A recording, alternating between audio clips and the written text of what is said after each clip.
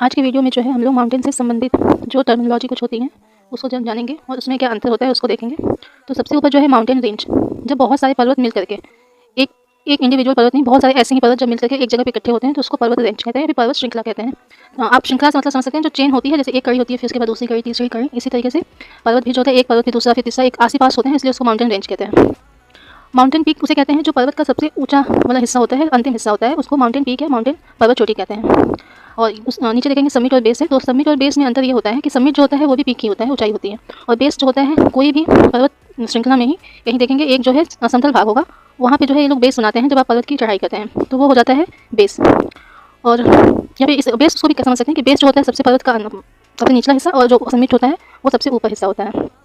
Ridge जो होती है, अगर पर्वत कोई एक ढाल जो है गिर गया है तो जिससे कि वो जो सबसे ऊपरी वाला हिस्सा है वो रिज मतलब कि स्लोप ढाल जैसा दिखाई देता है, तो उसको हम लोग रिज कहते हैं। एल्टीट्यूड या हाइट टर्म सुनते होंगे, तो एल्टीट्यूड मतलब ऊंचाई होता है। तो पर्वत, किसी भी पर्वत या पहाड़ी का सबसे जो अंतिम जमीन जो जहाँ पे आप समतल मैदान देखते हैं वहाँ से लेकर जो सबसे ऊपर ऊंचाई होती है वो कितना ऊंचा है, उसको ही हम लोग एल्टीट्यूड या हाइट कहते हैं। जब दो पर्वत आपस में मिलते हैं तो वहाँ पे वी शेप या यू शेप जैसा बनता है, उसको वैली या फिर घाटी कहते हैं। तो इसमें देखेंगे माउंटेन स्ट्रीम है, तो माउंटेन स्ट्रीम जब पर्वतों से होकर के कोई नदी या छोटी सी जलधारा बहती है तो उसको माउंटेन स्ट्रीम कहते हैं। माउंटेन लेक एंड फॉरेस्ट, तो माउंटेन के पहाड़ के पास जो है जल की कोई राशि होगी जिसमें जो है जल इकट्ठा होता होगा, तो उसको भी लेक कहेंगे, माउंटेन लेक, या फिर उसमें जो जंगल पाए जाते हैं उसको माउंटेन फॉरेस्ट कहेंगे। फिर इसके बाद आप देखेंगे कि फोल्डेड माउंटेन है, जैसे एग्जांपल हिमालय भी है। तो फोल्डेड माउंटेन जब उस स्थिति में बनता है जैसे कि जब दबाव जो है दोनों साइड से हो और बीच का हिस्सा जो है उठ जाए। ठीक है, अगर आप किसी एक रस्सी या धागे को लेकर के देखेंगे या फिर आप रबर को भी लेकर देखेंगे कि आप दोनों साइड से आप उसको ऐसे टेंशन डालेंगे दोनों साइड से, तो बीच का हिस्सा जो उठ जाता है, तो वैसी स्थिति में फोल्डेड माउंटेन टाइप जो है की पर्वत बनते हैं। और जो वोल्केनिक माउंटेन होते हैं वो, उसका एग्जाम्पल फूजी है जो जापान में है। तो वो जो है जब किसी या फिर दोनों विपरीत फोर्स से, या फिर जब दो प्लेट जो है विपरीत स्थिति में जाती हैं तो उससे जो अंदर से मैग्मा या लावा निकलता है, तो ऐसी स्थिति में जो माउंटेन बनते हैं उसको जो है वोल्केनिक माउंटेन या फिर ज्वालामुखी पर्वत कहते हैं।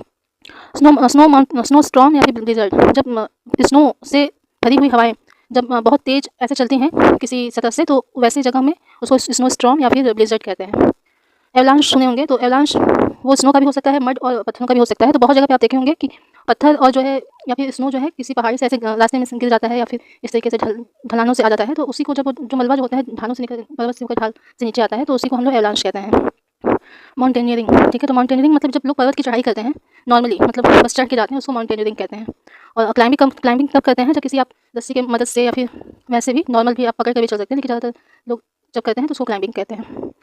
और स्कीइंग तब कहते हैं जब आप कोई बर्फ़ से पूरी सतह जो है ढकी हुई है, वैसे में जो है आप 2 स्टिक की मदद से और नीचे एक उसका स्कीइंग प्लेट होता है उसकी मदद से